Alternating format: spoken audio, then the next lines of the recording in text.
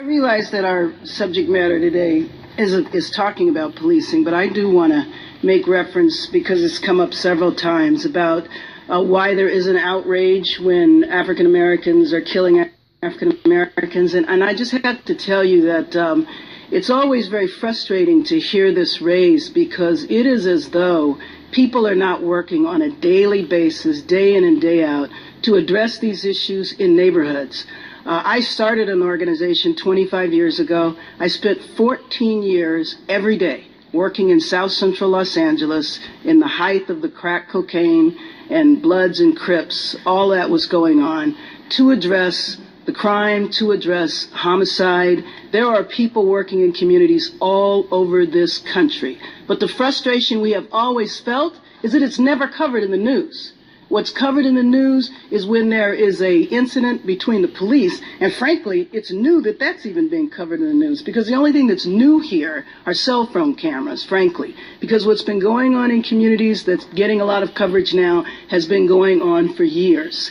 And so to say that communities are not concerned, to say that there isn't the outrage over the homicide rate is just not accurate. I spent one summer in one area where homicides were concentrated.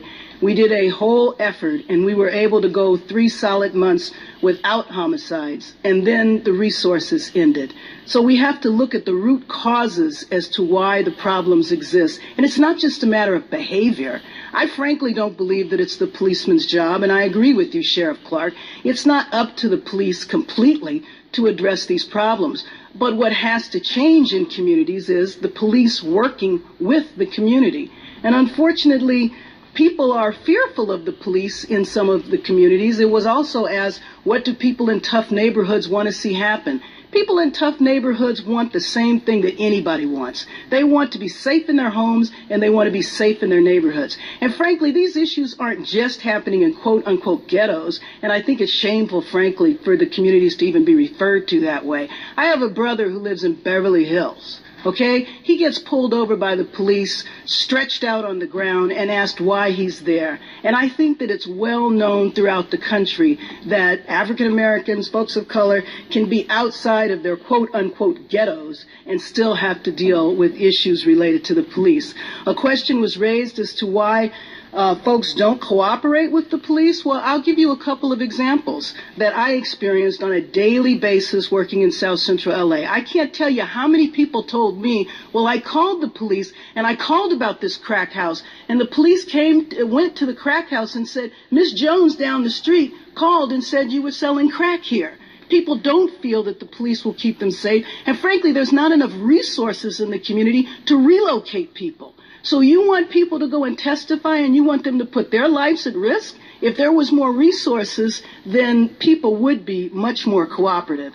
We had a lot of problems in LA. We were actually able to turn the situation around with the new chief, with community-based policing. We're having some of the same problems emerge again, but we had a past police chief who said when there was a spate of people who were dying because of chokeholds, he said at a press conference that the reason why African Americans were dying of chokeholds was because our veins were different. They collapsed quicker.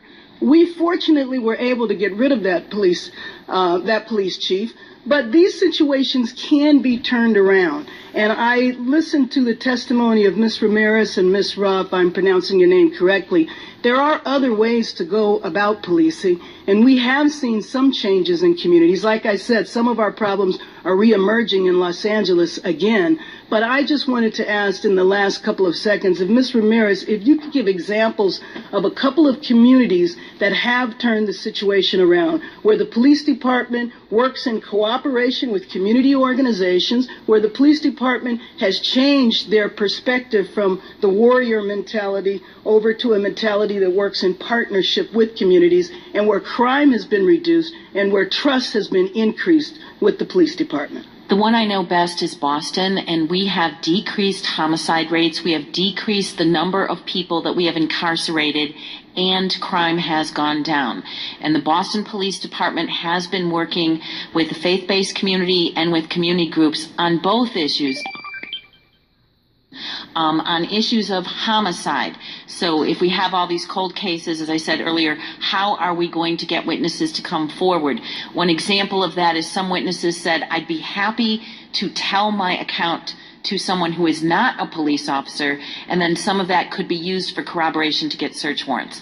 But there are many other examples in this country of excellent community policing models where homicides have gone down. There are now 14 states that have decided to decarcerate, and in each of those states where they have taken the money from the criminal justice system that they were using to incarcerate people, in Massachusetts at $51,000 a year per inmate, taken that money and said, the system that we have is too expensive, it's ineffective, and it's racially disparate, and we're going to use that money to invest in education, to invest in treatment. Those communities have saved money and crime has gone down. Thank you. I yield back.